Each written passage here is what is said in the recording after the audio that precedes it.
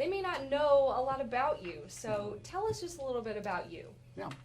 So I was born and raised in Mobile, graduated from high school here, went to the University of Alabama, graduated in civil engineering, had an opportunity to go to work in my family's business, which was in the sawmilling or lumber manufacturing business.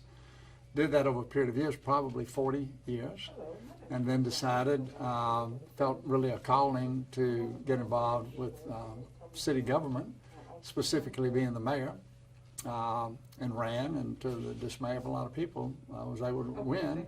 And so for the last 7.5 years, I've been the mayor. And I would also say that raised my family here. Been married for almost 46 years to my wife, and we have 4 children, 8 now. All of them are married, and 14 grandchildren. Awesome. Yeah. What are your top 3 priorities if you're reelected? Yeah. So when I think about the priorities, really it comes to kind of completing the job of things that we started really when we first cast a vision to become a safer, more business and family-friendly city. And really at the very beginning, our slogan, it was really a slogan at the time, was just a campaign slogan, but it's something that we adopted really as the vision, and that was to create one Mobile to become a safer, more business and family-friendly city. And so when you think about those things, you know, there's a lot that goes into that. Of course, crime has to be right at the top. You know, that's the purpose of government really is to provide, you know, a safe place for people to live, whether it's the city government or the federal government. And so the other has to do with just the quality of life, you know, trying to invest in our parks and things that will improve that quality of life. And then it's also, this is not, I'm going to say a stated goal, but just in response to your question today, you know, it's really about creating a city that, and growing it, that we become that, I will say, a cool place to live. And I know that may sound corny, but young people today, they want to move to a city, you know, where the quality of life is where they want to be because there are things to do. So if you go back to, you know, crime, growing the city, and, you know, so that's where I am. Yeah. Focusing on crime, Yeah. there was at one point where you were hoping Mobile would be the safest city by 2020. We've had, Yeah. you know, an increase in violent crimes Yeah. recently. Yeah. What are you hoping to do if reelected to curb some of that crime and you know, make people feel more safe? Yeah. So as you think about it from a, I'm say a 50,000 foot level, I would like to think that the majority of the things that we do could ultimately help curb crime. With the amount of money we're investing in parks and recreation, you know, trying to give things for our young people to do, whether it's in the recreation, the rec centers or out on the playing field, you know, that's a activity that we hope gives them wholesome things to do other than pursue a life of crime. So from a prevention standpoint, you know, there are lots of things we do. But from the policing standpoint, we've made a pledge early on that we were going to invest in our first responders. And by that I mean we were going to give them the tools, equipment, the training that they needed to get the job done. And so if you look at what we've done over that period of time, we've built 2 new fire stations, 3 new police precincts, 19 new fire engines, 15, you know, ambulance type vehicles, 650 plus police vehicles. All of our policemen now wear body cams. But it's not just about the equipment, and you think about, you can talk about buying all the equipment, but at the end of the day, why are you doing all that? And really it's about being able to position our policemen through training, and I'm going to say location, and the equipment they have so that they can be better first responders. So if you're having a heart attack, today you know that our paramedics that are going to show up, they're classified as ISO 1, which means they're the best in the nation. So from response time, and when you call policemen, you know, we've relocated these police precincts so they can respond quicker. And so with the training that's necessary today, I mean, we have probably somewhere between 50 and 60 new policemen joining the force every year. And these are all typically young men and women that are 20 to 24, 25 years old. And, you know, over the period of time that they're training, we expect them to be able to do a whole lot of things. And so we will continue to focus on training and providing the tools and equipment they need to do the job, so ultimately to better serve the public. How can the community relationship with law enforcement be improved? Oh, there's always room for improvement. And so we have a lot of organizations in the city that are working with youth, and a lot of times they know which of those youth may go astray. And so, you know, it's in collaborating with some of the policing programs that we have that can explain to our youth, you know, that this is really not a path that you want to go down. And so on the flip side, after somebody's maybe been incarcerated and back out on the street, to be able to engage in a life where they won't resort back to crime, there's got to be some accountability and there's got to be opportunities. And so one of the things that we find is the SCORE program we have, the Second Chance or Else, you know, gives them that opportunity to get a job, to learn, well, I'm going to say learn the soft skills of being able to get a job, but then also having the community actually hold them accountable. And I'm saying the community, it can be the pastors or local leaders. The challenge with that has been it works, okay, because the recidivism from that is very, very low, but it's difficult to scale it so that you have a lot of people involved just because of the support groups that it takes. But those are the kind of things that we're always looking for. How do we do a better job in engaging in the community so that they can do the things that they do better than maybe the policing do, you know, to help us lower the crime rate. Is there a way that there could be more of an idea of who would be responding to a call, let's say, you know, at my apartment complex? I have no idea who would be responding should I be in trouble. You know, is there a way we could, you know, have more of a meet your officers kind of thing? Yeah, so in an apartment complex, I will use a street rather than maybe the apartment complex, but, you know, one of the I guess it was 2014, the chief and I started walking neighborhoods, and today we still have policemen that get out of their car and they'll walk a neighborhood just so that they can meet, you know, who the neighbors are. And so if you look at the city and how it's divided up into precincts, then it's divided up into beats, and so the same policemen pretty much go to the same beats, you know, every day or whatever the shift may be. So it's the same people that are there.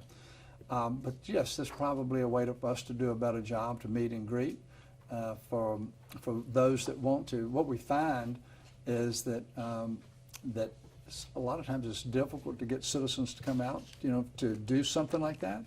But we're certainly willing to embrace that kind of idea. And it's going on right now, but it's not, I will say, it's not sending out a message to where everybody can come to a central location. But we have an app called Nextdoor that's widely used all across the city. And so every police precinct, the captain of those precincts, they are engaged with those neighbors on Nextdoor. And so that's been one of the better ways we found to engage with the citizens on a one-on-one basis.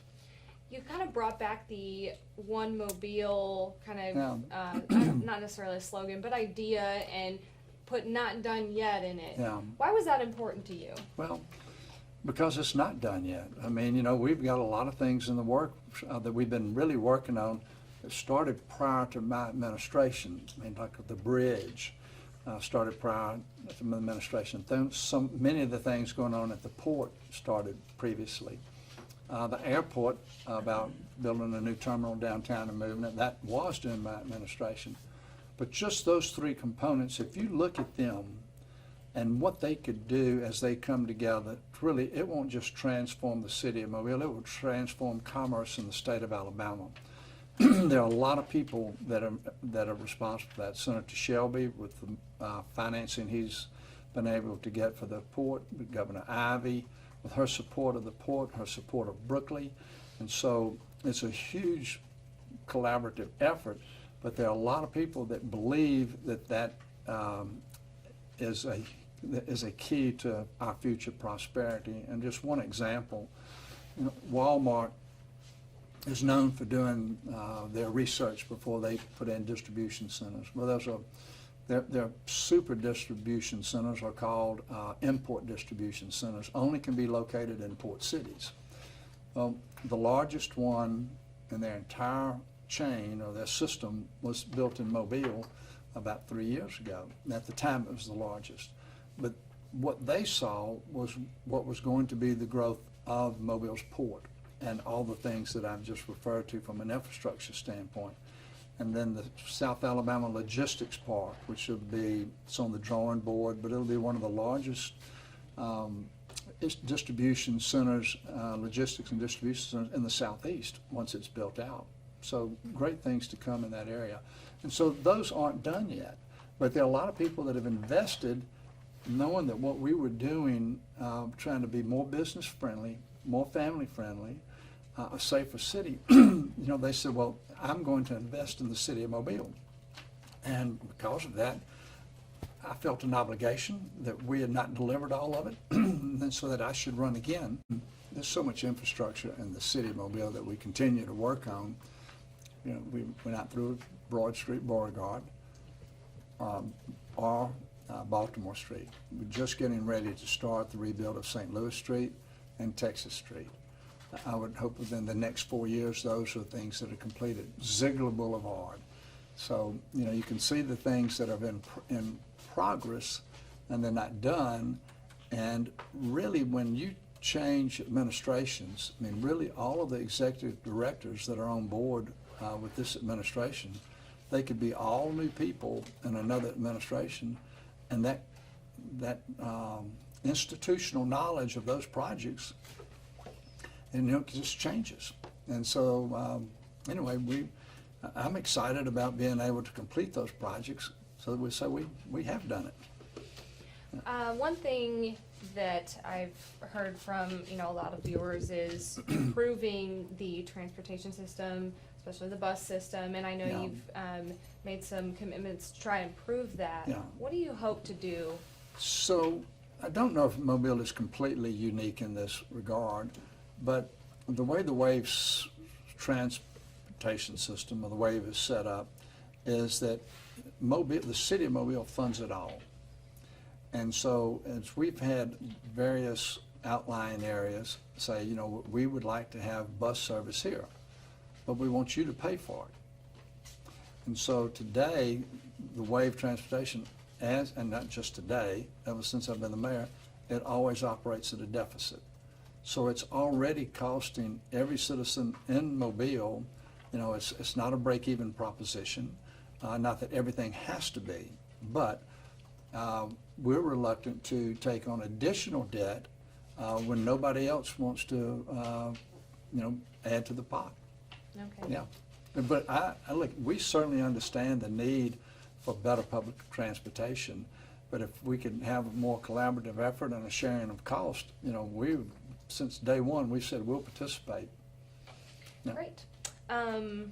Going back to some of the smaller points we hit on, but diversity and inclusion, Yeah. improving race relations, Yeah. what do you hope to bring to the table if reelected? Well, let me back up and say what we've already brought to the table. First off, when we started talking about One Mobile, the way that came about was that you look at most cities, there are groups that feel disenfranchised, left behind, left out, whatever how you want to categorize it, and whether it's being divided because of a railroad track on the other side of an interstate, or whatever the demarcation line is. And so one of the things that we knew was that the only way to gain credibility with any of those groups previously disenfranchised is you have to do something different. And so when you look at the capital improvement program, we're spending an equal amount of money in every city council district, all 7 of them, which includes every demographic in this city. And so over a period of time, our hope is that, and even not just over a period of time, but immediately, there were people that were saying, we haven't had our streets repaved here in 30 years, or whatever the deal was.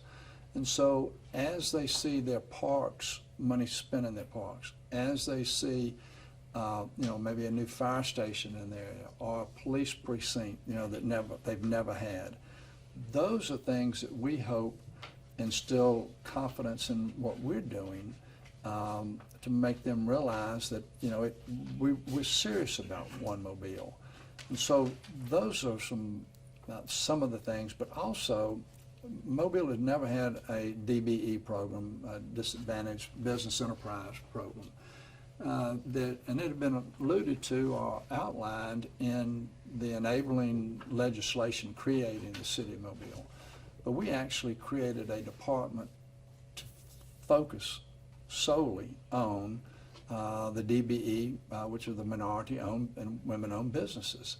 And so we found the very best person, most knowledgeable person in the city, and it took us a couple of years to hire him, but that's Arshanique Kidd. And so today we have a very robust program, and it's difficult for anybody to do business in the city of Mobile just because of the red tape that it takes to do business with the government, whether it's Mobile, Birmingham, or whomever.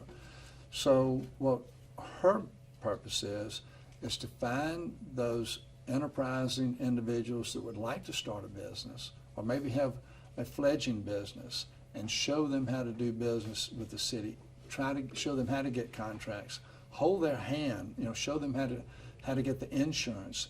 And so today we have a list of, I think it's 333 DBE businesses that if you are a prime contractor and you're looking for people that could possibly be subs or help you with a project, you can call Arshanique and she can tell you, who we have in our database. But so, her mission in life is to identify individuals and get them, if they're starting a business, to make sure that they're on solid ground and continue to grow them. And some of the testimonials that we have about what has occurred over the last few years to help people are truly gratifying. But also you'd have to understand that prior to having the capital improvement program, which was the CIP program, which was derived from the penny sales tax, the city of Mobile did not have that many contracts out on the street. But today we have something like 180 projects going on. That never happened, okay? But now because of the grant money we're receiving and the investment of other government agencies like the federal government or the state government and what we're doing in our infrastructure, there's just a lot more work than there used to be. And so there'll be a lot more opportunity for the women and minority-owned businesses. Yeah. Moving into the economy and rebuilding businesses, they're still coming back from COVID-19 and we're still dealing with it. Yes. How do you hope to help them in the future? Well, it starts, I'm going to say, really when things started to become unhinged at the very beginning. It was at the state level. Then it went down to the local level. And, because Mobile has its own health department, like Jefferson County, so we worked with the health department and the county to do things that were really, it was uncharted territory. Now, we're I think in a very tough spot right now, but it's not uncharted. Okay, we've been here before, and we know that masking works. We know that social distancing, good hygiene work. But what we didn't have 18 months ago was a vaccine. And there's a lot of conversation, a lot of misinformation out about the vaccine right now. But, to be a healthier community and to keep from succumbing to what could happen with COVID, we've been encouraging people to get the vaccine, but it's a personal choice. Some choose to get it, some don't. But I think that there'll be some families that'll pay the ultimate price because they have chosen not to. So our position is that we're using our influence to be encouragers, to be facilitators, to be partners. And I'll use the example when I say partners. Every week, a couple of times a week, we're on phone call with the chief medical officers of all the hospitals. That's really where the rubber hits the road. With those guys, they know more about what's going on than, let's say, anybody else in the medical community, because they're gathering the information at their hospitals. And so by collaborating with them, we feel like that we have the most up-to-date, feel, even though the statistics may not be out, yet. And so we early on realized that we needed to partner with somebody like the University of South Alabama, and in some cases we did it with the Mobile Infirmary, but it was a great partnership, and we've supplied paramedics and the facilities and traffic control. They provided nurses and vaccines, and over the period of time it's worked out great, but we need to ramp things up. So building up the health of the community will build up businesses then? Yeah, well, let me say this. One of the biggest challenges today, I was at 3 businesses, okay?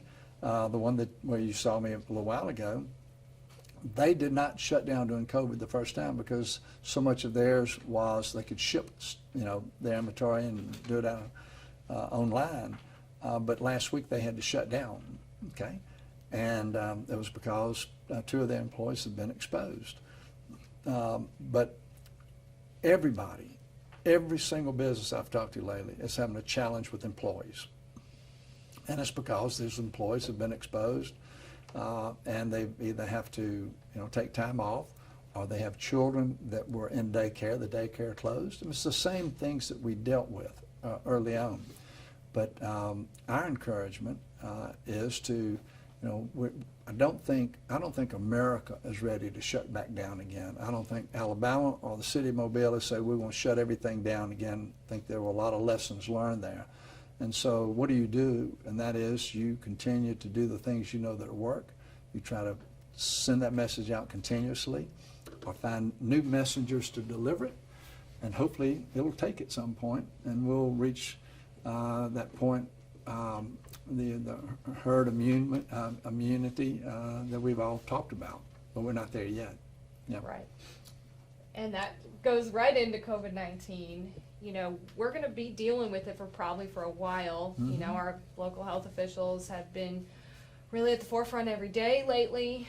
What can we do moving into, if you're reelected, do more, do better, dealing with this virus? So it's, I don't know the exact answer, but let's take an example. If you'd asked me 10 months ago, what were we going to do differently than we're doing today? So that would have been, let's say, like December. Well, we were hoping that we were going to have a vaccine. That was the conversation. Well, once we got the vaccine, we completely changed everything that we were doing from an emphasis standpoint to make sure that we could get as many people vaccinated as quickly as we could in partnership with the hospitals. So I don't know what's on the horizon, a month or 2 months from now that we're not dealing with today. But whatever it is, we've got a team in place that will react, to whatever the best information, the data is, to tell us this is the direction you need to go in, and we'll execute accordingly. There was a disconnect at the beginning Yeah. between the health department, your office, and that was surrounding testing and Yeah. the closure of businesses. Yeah. How has that improved today? Well, I think at the beginning it was, we weren't sure where, whose turf, the other one was actually owned, and who had the responsibility, and really who had the authority to do things. And so because of that, never having been there, and the attorneys looking to say, well, can the health department do this, or can the city do that? So it was all new ground. There was no playbook. And I think that that had a lot to do with the original conflict, let's say. Yeah. But we pretty much know where the guardrails are now. Yeah. And is there anything else you can do to, help citizens be more safe and, encourage them to get vaccinated? I think we're all a little lost in how we can get more people vaccinated. So if you stop and think about it, almost every government official has had, certainly in the city of Mobile, has expressed themselves, every elected official, from an encouraging standpoint. But, we have movie stars, you have rock stars, you have sports heroes, sports figures, coaches and all, everybody, is trying to get the message out.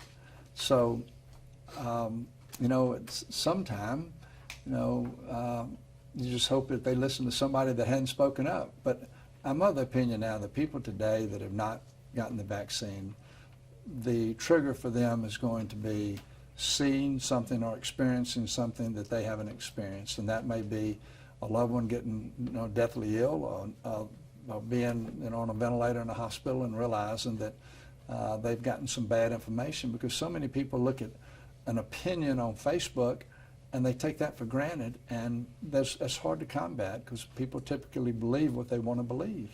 But when they see a child in the hospital, or they see a grandparent or somebody that's, thought that this could have been prevented, then I think it hopefully that'll be a trigger. How has COVID-19 affected your life? Well, early on, I never quit going to the office, but it affected it because we quit engaging, in conversations like we're having right now, just because of the social distancing and the unknown. So we quit having all the meetings and the gatherings but from the perspective of doing business or trying to execute from the mayor's perspective, we never slowed down. We were dealing with COVID anywhere from 30% of the day to 70% of the day, because we were trying to figure out what was going on. But so from a work standpoint, I won't say not a whole lot other than a complete change of focus, right? From a personal standpoint, I haven't been sick. I've been tested several times, and so I haven't slowed that down either, So I haven't been negatively impacted by it, nor has any close family member. Now, several family members, siblings and all, have had COVID, but we've all been, came out on the right side of it. When somebody's sitting down, they have that ballot in front of them, why do you want them to choose you? Because I think that we can deliver on what we've been saying we've been wanting to deliver on the last few years. I think that we have the qualifications, the best team, we have a vision, we have a plan, and now we know how to execute. And the last thing I'll ask you about is, how would you kind of rate yourself if you're looking back on the things you've done, maybe haven't done, how would you rate yourself as a mayor? Those are the kind of questions that when I hear politicians answer those, it kind of makes me cringe sometimes when they give those answers. I would like to say, though, that I think that we've done a good job. Okay, I'm not going to give myself a letter grade, but I know that we have transformed a lot of things in the city of Mobile. There were so many things that were broken, and we have fixed a lot. And I'm not trying to be corny when I say it, but we're not done yet. We know how to do now. I think that we're getting more buy-in, more collaboration as we go along, which means to me that you can go in an accelerated rate. So the things that we hope to change in the future, I think that we can build upon the lessons that have been learned and do a better job going forward. And the future for Mobile has never been brighter. And I say that, but if you just look at what we were talking about from an infrastructure standpoint, but it's not just that, because feeding off of that infrastructure and the things we've done in the parks and all, when people start believing and wanting to be a part of transforming this city, it'll be like being on steroids, and it will just make it better, make it easier for everybody. And so that's my hope. And it can be done, but I would like to think that we're, over a period of time, we've earned the right, for some of that. But I know that every day that we go to the office, that there's still people out there that we've got to convince that we can get this done. Any other priorities that I missed that you wanted to speak on that we didn't talk about? No, not really. Great. Yeah. Well, that's all I had for you. Thank you, Mayor. Good. Thank you. Yeah, he wants to get a 2-shot real quick, so I'm going to move this.